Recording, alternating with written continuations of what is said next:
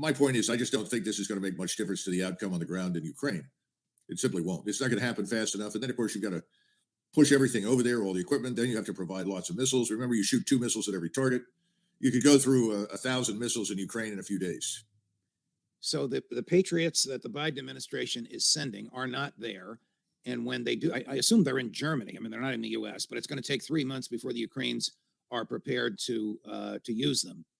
Where's the war going to be in 3 months? In 3 months, winter will be a little bit behind us. Well, I think this is really the most important question today because of all the information that's pouring into us right now.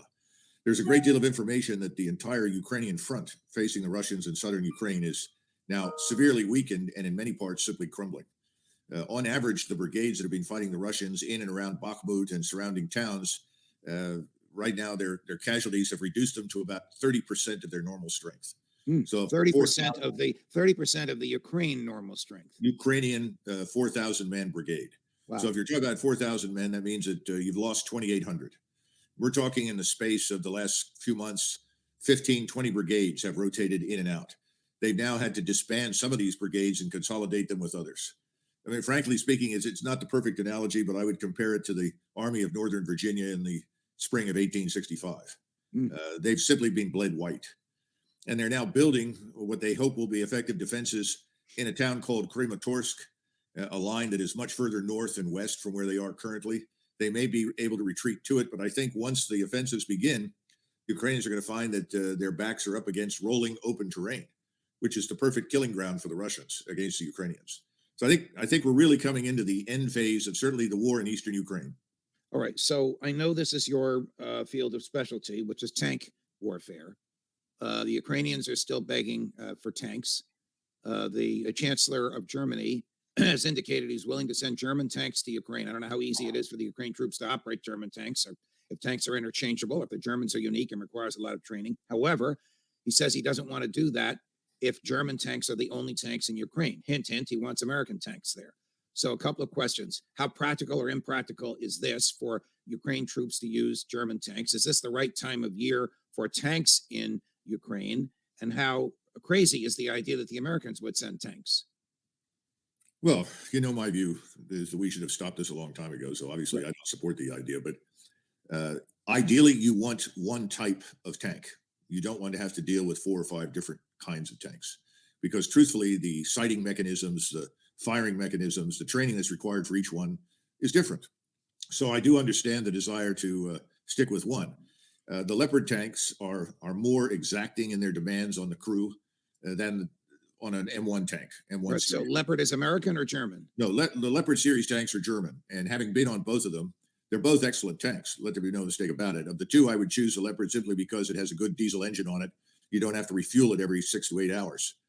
So from that standpoint, I would do so. I would opt for the German thing. But I understand the German position. I think the Germans are worried, and justifiably, I would add, that they're going to be hung out to dry. And their equipment will not only be destroyed, but in many cases captured. I think that's also a concern on the U.S. side. I think we know that the Ukrainian armed forces are crumbling. Is this a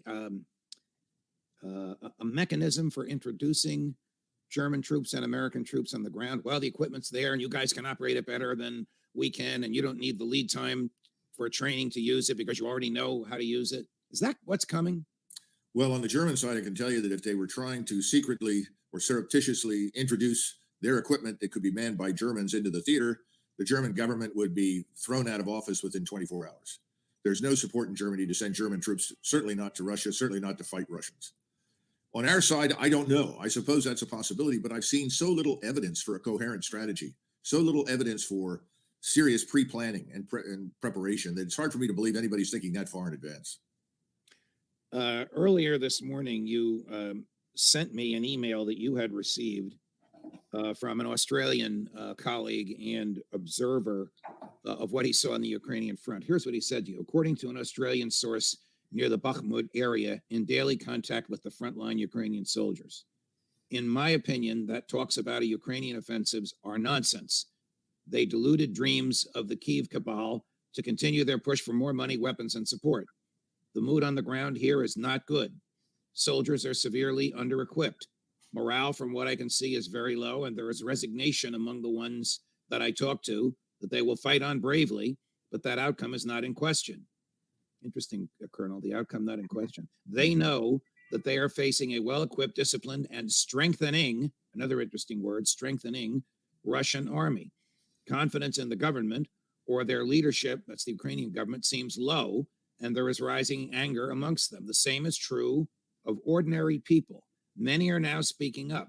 Many are openly critical of the Zelensky administration. They're openly angered at the West and feel betrayed. This will not end well. Okay, let's unpack this and let's start with the statement that was highlighted at the end. Are the Ukrainian people getting sick and tired of this, and do they no longer support the government's military resistance of Russia? I think there's a great deal of evidence that people are frustrated, angry, exhausted. There's no question about that. We see a lot of evidence for the Ukrainian secret police, the SBU, gearing up operations, for instance, in Kherson, which was recently seized, and down in Odessa, where they are arresting people, and in some cases, I'm told, torturing or even executing them for ostensibly pro-Russian sentiment or expressions of defeatism. This sort of thing, I think, is an indicator that, yes, there is growing discontent. On the other hand, I do admire the Ukrainian soldiers who are prepared to fight on, even though they recognize that they have no chance of winning.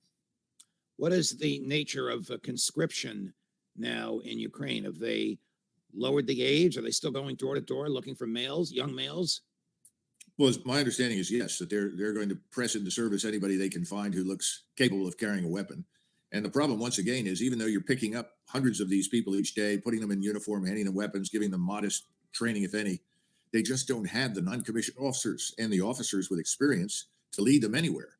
And so most of these people are literally lambs being led to the slaughter. You have talked at length about the significance of the call up of previously active duty, but then on sort of National Guard civilian life, Russian soldiers coming back to active duty. And you've opined that that number is about 300,000. They've been in training since September. Here it is January. Are they ready? Are they there? Have they entered the theater of war? Does General Zaluzhny, the commander-in-chief of the Ukrainian military, know they're coming? I think Zaluzhny, actually does know, and he made that very clear in his interview with The Economist. He said their mobilization, quote unquote, has been effective. The numbers are indisputable. They are well trained. They are well equipped. He's made that very clear.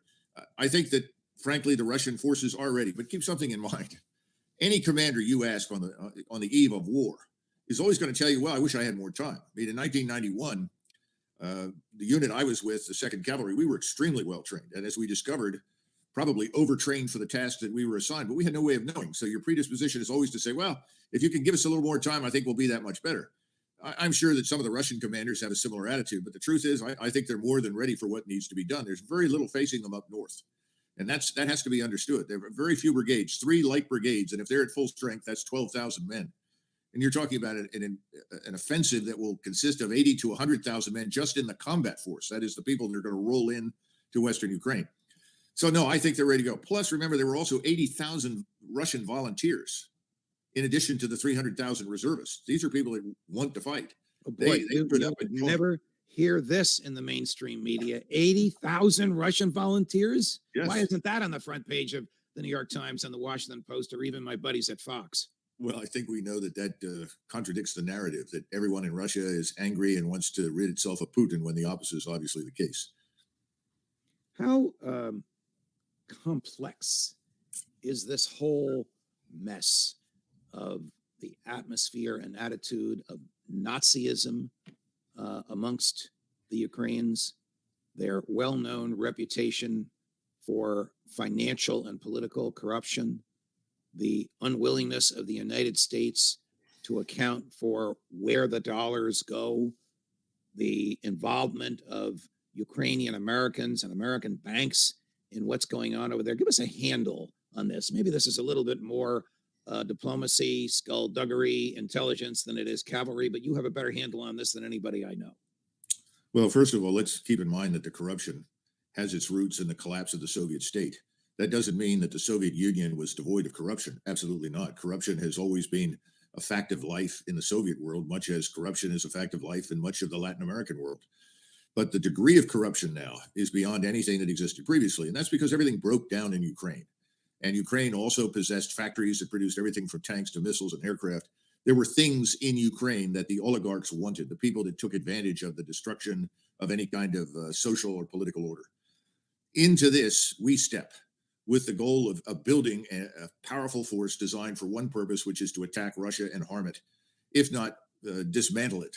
Remember that the force, when Putin sent his interventionist forces in and initially only used 80,000 men, he was facing a Ukrainian force of over 400,000 that had been heavily trained and equipped to attack and ultimately retake Crimea. So you combine the corruption with this development, and the corruption actually makes things worse. And we had this experience over many years in the United States, where we will go in and we will create deformed economic conditions. In other words, we'll create new economies that never existed, are entirely dependent upon the largesse of American aid and assistance. That's happened in Afghanistan. We did that in Bosnia and in Kosovo. We did it in Vietnam. In other words, our very presence just breeds more corruption than would otherwise have been there. When George W. Bush sent American dollars to Iraq, it was literally a truckload of cash. Right. How does the Biden administration get money to Ukraine? Do they just deposit it in a JP Morgan Chase account in New York, and it shows up in an account, in a JP Morgan Chase account in Ukraine? They're not literally, like Bush's people were doing, flying dollar bills across the Atlantic, are they? I don't think we have to do that because we have a semblance of a more developed financial system. And to answer your question, all you have to look at these photographs of President Zelensky sitting with Larry Fink, who is the chief executive officer for BlackRock, Right. along with our friend Bankman-Fried from so-called FTX, who was also at the table. I think if you look at these things carefully and you understand who controls the financial system in the United States that is in league with the Congress, it's not very difficult to transfer funds. Again, how many billions went there? Where have they all gone? Nobody really knows. I mean, we can't even audit the Department of Defense. I mean, stop and consider that. How could we possibly audit Ukraine or anything in it that is hopelessly corrupt and considerably more backward in the way it does business than we do it? It's anybody's guess, but I suspect that whatever we've sent there, at least 40 to 50% has been siphoned off, probably ended up in banks in Cyprus or other countries where we know oligarchs maintain accounts. Let me go back to the quotation that I read, which you sent me earlier today, the observations from the Australian journalist at the front, and that is the demoralization of the troops. Even though I couldn't see your face because we had the full screen of the quote, I thought I saw you nodding when he was saying it's an atmosphere of resignation. They still love Ukraine. They still want to fight for it, but they're becoming to accept the realization that they're fighting, though valiant, brave, and historic, is futile. Agreed? Yes, and we've had these reports over the last 2 or 3 months. They've simply become more voluminous now than they were before. And it's difficult for us. We live in the world, I would say, of Walter Mitty. Everyone in DC is some version of Walter Mitty. They live in a make-believe world, thousands of miles remote from reality. They're dictating the narrative. They're telling Zelensky and his friends the roles that they're supposed to play. None of it is connected to reality. I don't think any of it really was to begin with. I mean, anybody who thought that this would be a quote-unquote walk in the park, I think we've heard that before, was crazy. But I think what they did is they miscalculated because, again, Mr. Putin went in there with the understanding that they was going to try and do minimal damage and compel some sort of negotiated settlement. He was dead wrong. He had no idea the depth of hatred and hostility Washington felt for him and Russia. Now he knows it. Now the so-called sledgehammer is beginning to fall in selected locations. And the thing to keep in mind is that, again, the forces fighting the Ukrainians, not just Wagner, which is, quite frankly, looks a lot like the French Foreign Legion, which, by the way, are mercenaries and are also excellent soldiers, but also the Chechens and other forces that are down there.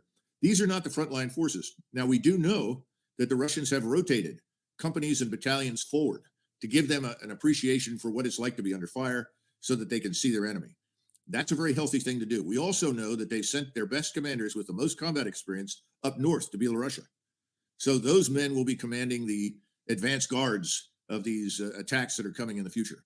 So all in all, again, to go back to your original question, I think these reports are accurate. I think to some extent it's also reminiscent of the tragic position of the Tsar's army in World War I.